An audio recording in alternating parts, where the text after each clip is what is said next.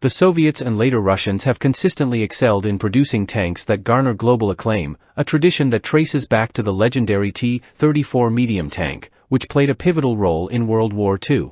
This marked the beginning of a legacy characterized by the creation of capable and cost-effective combat vehicles, often rivaling or even surpassing their Western counterparts.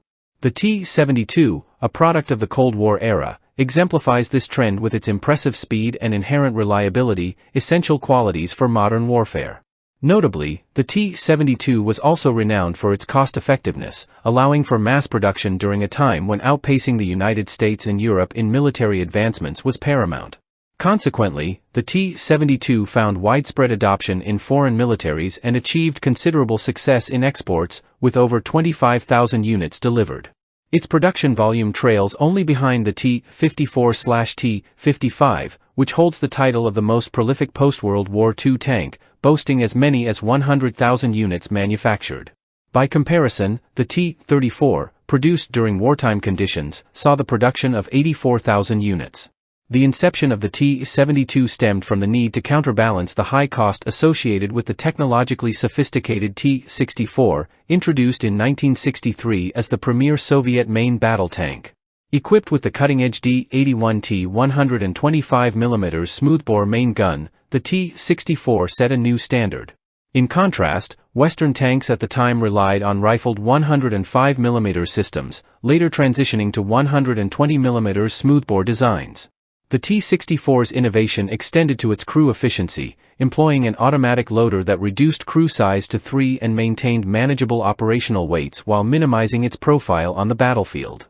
The T-64B further enhanced its tactical versatility by becoming the first Soviet tank to fire guided anti-tank missiles from its main gun barrel.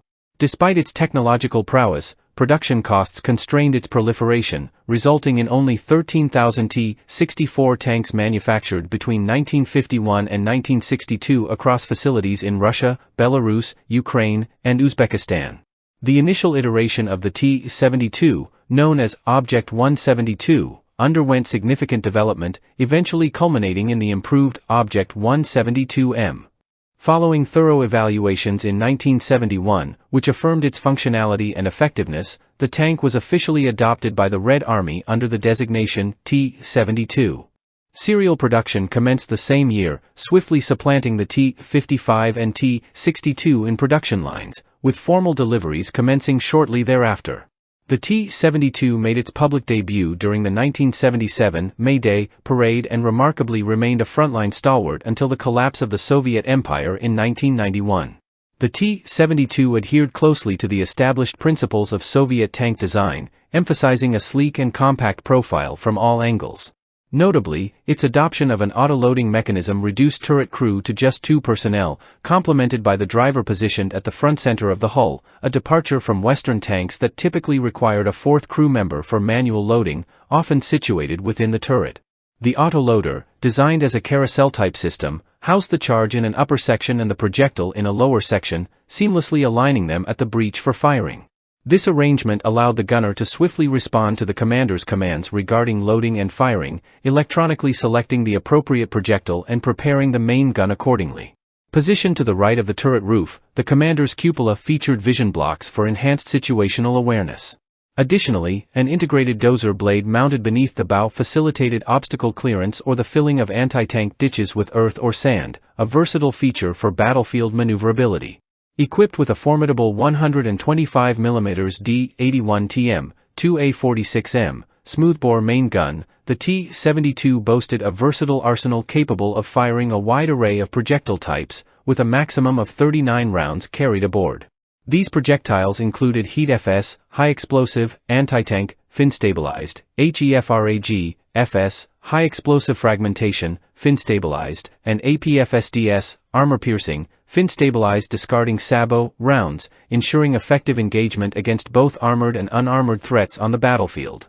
Similar to other Soviet and Russian tanks, later models of the T-72 were also capable of firing guided anti-tank missiles directly from the barrel, enhancing its anti-armor capabilities. To provide comprehensive defense, T-72 tanks of the Red Army typically carried a mix of projectiles tailored to counter various threats encountered in combat scenarios. Additionally, an anti-aircraft capability was integrated into the design with the option to mount a 12.7mm NSVT anti-aircraft machine gun at the commander's cupola position, enabling engagement of low-flying threats such as helicopters and lightly armored ground vehicles. Complementing the main gun, a standard 7.62mm PKT series coaxial machine gun, operated by the gunner, was mounted alongside in the turret. Furthermore, the T-72 featured a self-generated smokescreen capability facilitated by 12 smoke grenade dischargers positioned along the frontal sides of the turret, providing additional defensive measures on the battlefield. The T-72's running gear comprised 6 double-tired road wheels per trackside, with the drive sprocket positioned at the rear and the track idler at the front. Side skirt armor covered the upper track portion, providing basic defense against enemy fire. The engine, located in a rear compartment separate from the fighting cabin, featured a 12-cylinder diesel configuration producing 780 horsepower at 2,000 rpm. This power plant was coupled with a hydraulic synchromesh transmission system, offering 7 forward speeds and 1 reverse speed for seamless operation. The T-72's track support system was integrated with a torsion bar suspension, ensuring exceptional cross-country mobility. On ideal surfaces, the tank could achieve a maximum road speed ranging between 37 and 40 miles per hour, although this decreased off-road. With an operational road range of 250 to 290 miles, external fuel drums could be attached to the rear hull to extend operational ranges up to 430 miles, enhancing its strategic mobility. Local license production of the T-72 was authorized for facilities in several countries, including Czechoslovakia, India, Iran, Poland, resulting in the PT-91 Twardy, and the former Yugoslavia, producing the M-84, now evolved into the modernized Croatian M-95 Degman. This decision significantly expanded the reach of the T-72 system globally, leading to its adoption by over 40 national armies. With total production exceeding 25,000 units and ongoing production in some regions, the T-72 became ubiquitous on the international stage. In addition to local production, exports were prevalent, with Romanian T-72s designated as TR-125 and utilized by notable operators such as Finland and Syria. However, the simplicity of its design and cost-effectiveness also made the T-72 a target for illegal, unlicensed production by certain entities. Non-Warsaw Pact countries typically received modified versions of the original Soviet tanks during early production runs. India, for instance, has amassed around 1,900 T-72MS and T-72M1S, while Iran possesses approximately 480 T-72M1S and T-72SS. Belarus is reported to own some 1,465 T-72B models, with Kazakhstan holding 980 units in its inventory. The initial production models of 1973 were simply designated as the T-72, sometimes referred to as the Ural variant. These tanks were equipped with an optical coincidence rangefinder. Subsequently, in 1979, the improved T-72A was introduced, featuring a laser rangefinder and an electronic fire control system for enhanced accuracy while on the move. Additionally, frontal protection was bolstered through the use of composite materials. The T-72A was designated as the T-72M, modernized, within Warsaw Pact inventories, while the export version was labeled as the T-72G. The T-72M1 was a further development of the T-72M, featuring increased armor protection. The T-72AV variant was equipped with explosive reactive armor, ERA, blocks to provide additional point protection against incoming threats. Finally, the T-72AK served as a command tank, featuring enhanced communications equipment for improved battlefield coordination. In 1985, the introduction of the T-72B marked a significant advancement, featuring a new main gun capable of firing guided anti-tank missiles and boasting increased frontal turret armor protection. Additionally, the T-72B could accommodate improved add-on explosive reactive armor, ERA, blocks to enhance its survivability on the battlefield.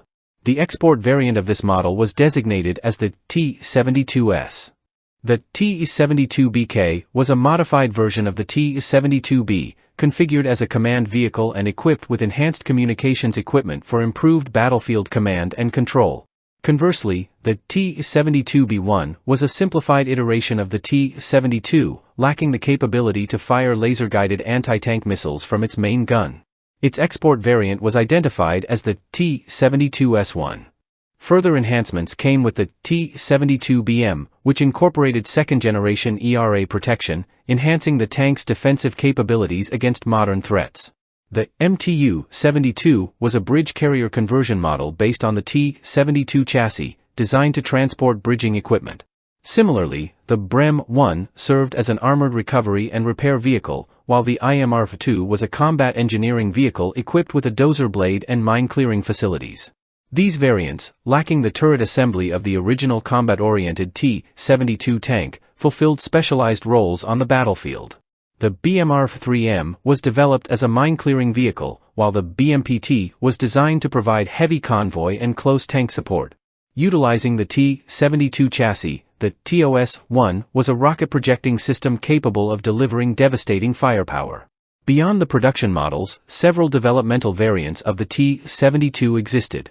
The T-90, introduced in 1995, represents the most recent iteration of the T-72, featuring significant modifications and incorporating improvements from the interim T-80 series. The T-72 has seen extensive combat use since its introduction, participating in conflicts ranging from the Iran-Iraq War, 1980 to 1988, to the ongoing Syrian civil war, since 2012. It has also been deployed in conflicts in Lebanon, 1982, the Persian Gulf War, 1991, the Yugoslav Wars, 1991 to 2001, Rwanda, 1994, Chechnya, 1994 to 2009, Operation Iraqi Freedom, 2003, South Ossetia, 2008, and the Libyan Civil War, 2011, solidifying its status as one of the most widely deployed tank systems in the post-World War II era.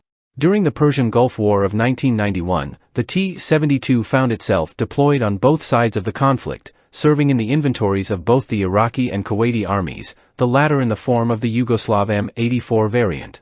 The Iraqi army deployed approximately 100 T-72s under the name Asad Babil, Lion of Babylon, while Kuwait fielded around 200 M-84ABs.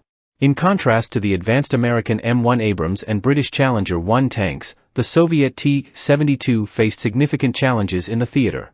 The superior capabilities of the coalition forces, including tank guns, anti-tank missiles, attack helicopters, and strike aircraft, posed a formidable threat to the T-72s.